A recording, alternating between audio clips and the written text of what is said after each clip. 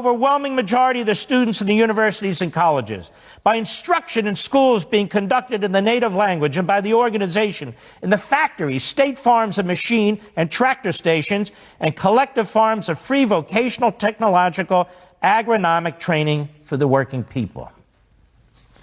Article 122. I mean, they didn't have to put this document out. They should have just grabbed the Stalin, Soviet, 1936 Constitution and cut and paste it. They almost did. Women in the USSR are accorded equal rights with men in all spheres of economic, state, cultural, social, and political life. The possibility of exercising these rights is ensured to women by granting them an equal right with men to work, payment for work, rest and leisure, social insurance and education, and by state protection of the interests of the mother and child, pre-maternity and maternity leave with full pay, and the provisions of a wide network of maternity homes, nurseries, and kindergartens.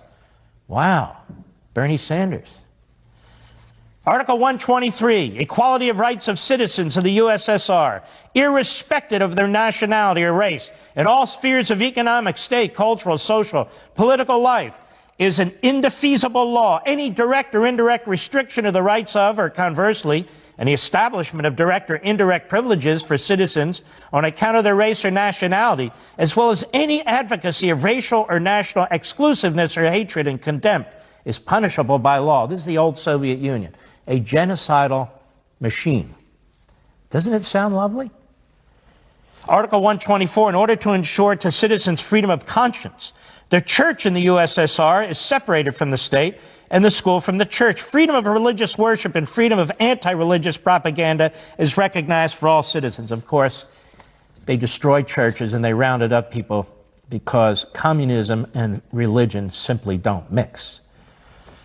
Article 125, in conformity with the interests of working people and in order to strengthen the socialist system, the citizens of the USSR are guaranteed by law freedom of speech, freedom of the press, freedom of assembly, including holding mass meetings, freedom of street processions and demonstrations. The civil rights are ensured by placing at the disposal of working people in their organization printing presses, stocks of paper, public buildings, the streets, communication facilities, other material requisites for the exercise of these rights.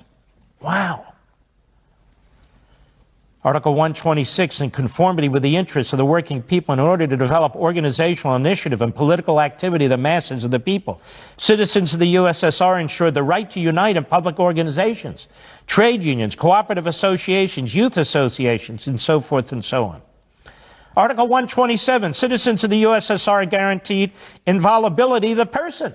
No person may be placed under arrest except by decision of a court or with the sanction of a procurator.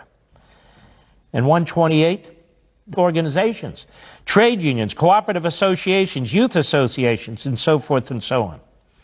Article 127, citizens of the USSR are guaranteed inviolability of the person.